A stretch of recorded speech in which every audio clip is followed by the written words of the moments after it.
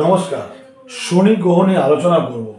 জন্মকুণ্ডলিতে আপনার যেটা লগ্ন আছে, লগ্নের সপ্তম ভাব যে ঘরটা আছে, সেই সপ্তম ভাব যদি শনি গ্রহ থাকে, তাহলে এখানে 12টা ঘর আছে। এখানে টোটাল 12টা ঘর আছে, 12টা লগ্ন। লগ্ন যেটা হবে সেটা হচ্ছে ফার্স্ট হাউস। আপনার এখানে লগ্ন যেটা হবে সেটা হচ্ছে ফার্স্ট হাউস। তাহলে 12টা ঘরের মধ্যে আমি এখানে একটা লগ্ন ধরলাম মীন লগ্ন। তাহলে লগ্নটা হচ্ছে ফার্স্ট হাউস। তাহলে 12টা ঘরের মধ্যে আপনার কোনটা লগ্ন সেটা আগে দেখুন। সেটা হচ্ছে ফার্স্ট হাউস। সেই লগ্নকে কাউন্ট করে 1 2 3 4 5 6 7, এই সপ্তম ভাব এই ঘরটায় যদি শনি গ্রহ যদি থাকে, তো কি রেজাল্ট হতে পারে তা শনি নিয়ে আলোচনা করছি। বিশেষ করে এটা জানুন, লগ্নের সপ্তমে শনি বিশেষ একটা ভালো ফল দেয় না। ঠিক আছে? তা শনি যদি সপ্তম ভাবে থাকে, তাহলে সে নিচু নিচু শ্রেণীর জাতির সঙ্গে বন্ধুত্ব থাকবে, কাস্টের বাইরে বিবাহ হতে পারে, গিয়ে অর্থের অভাব লেগে থাকে, আপনি যে অর্থ ইনকাম করবেন তাতে আপনি সুখী থাকবেন না, একটা সময় আপনার অর্থ চলে যাবে, আপনার পায়ে সমস্যা থাকবে, বিশেষ করে বাতের রোগ থাকবে। ঠিক আছে? তাহলে এই শনি সপ্তমে থাকলে এই ফলগুলো আপনাকে দেবে। তাহলে অর্থের সমস্যা করবে, বন্ধু থেকে আপনাদের একটা বিপদ আসতে পারে, বন্ধু বিশেষ ভালো হবে না। ঠিক আছে? তাহলে এই যে শনি যদি সপ্তমে যদি বক্রী অবস্থায় থাকে, ঠিক আছে, তাহলে বক্রী অবস্থায় শনি থাকলে তার আবেগ বলে কিছু থাকে না, খুব কঠোর, মায়া মমতাটা খুব কম, থাকেই না। ঠিক আছে? এদের জৈন কামনা একটা সময় নষ্ট হয়ে যায়। ঠিক আছে? আর বিবাহিত জীবন পূর্ণ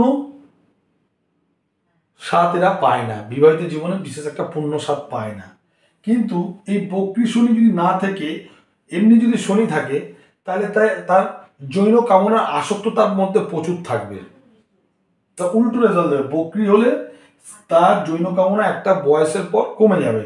আর যদি শনি যদি বক্রী অবস্থায় না থাকে, তার মনে আসক্তটা অনেকটাই জাগে। ঠিক আছে?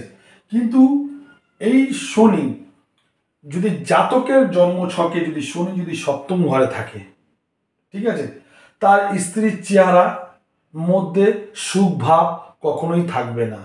কোনো জাতকের লগ্নে যদি শনি থাকে, লগ্নের সপ্তমে যদি শনি থাকে, তার স্ত্রীর চেহারার মধ্যে কোনো সুখ ভাব থাকবে না।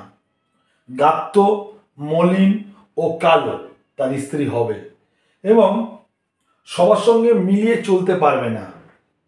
তার নেচারের মধ্যে, তার প্রকৃতির মধ্যে নিষ্ঠুর ভাব, সর্বদা স্বার্থপরতা কাজ করবে। ঠিক আছে? এটা হচ্ছে জাতকের লগ্নের সপ্তমে যদি শনি থাকে।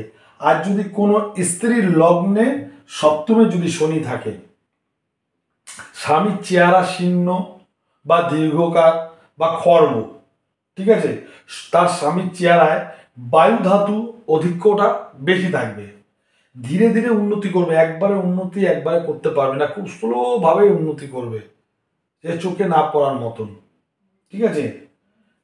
নিম্ন শ্রেণী মানুষের সঙ্গে ওঠা বসা থাকবে, স্বামীর বুদ্ধি কম থাকবে, তার মধ্যে চরিত্রের দোষ কিছুটা হলেও থাকবে, স্বামীর সঙ্গে মানে কি বলবো, মনোমালিন্য, তারপর হচ্ছে সাংসারিক জীবনে আন্ডারস্ট্যান্ডিং, তারপর হচ্ছে প্রণয় ভঙ্গ ইত্যাদি অশুভ যোগ থাকবে।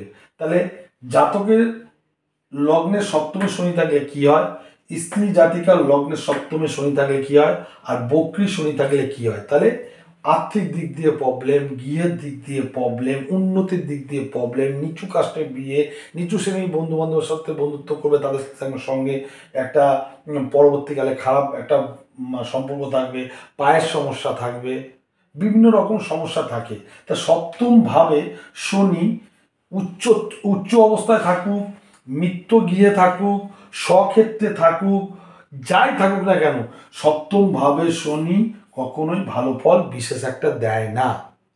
ঠিক আছে, আপনাদের জন্মছকে যদি শনি যদি এরকম অবস্থায় থাকে, সেটা কোন নক্ষত্রে আছে, কোনো শুভগ্রহের দৃষ্টি পড়ছে কিনা, বা কোনো ডিস্টার্ব আছে কিনা, তাহলে আপনারা সেই সপ্তম ঘরটাকে বিশেষ করে বাঁধুন, দেখবেন আপনাদের লাইফে অনেকটা চেঞ্জ এবং উন্নতি আপনাদের অবশ্যই হবে। তাহলে আজকে শনি নিয়ে আলোচনা করলাম। ভিডিওটি ভালো লাগলে লাইক এবং শেয়ার করবেন। নমস্কার।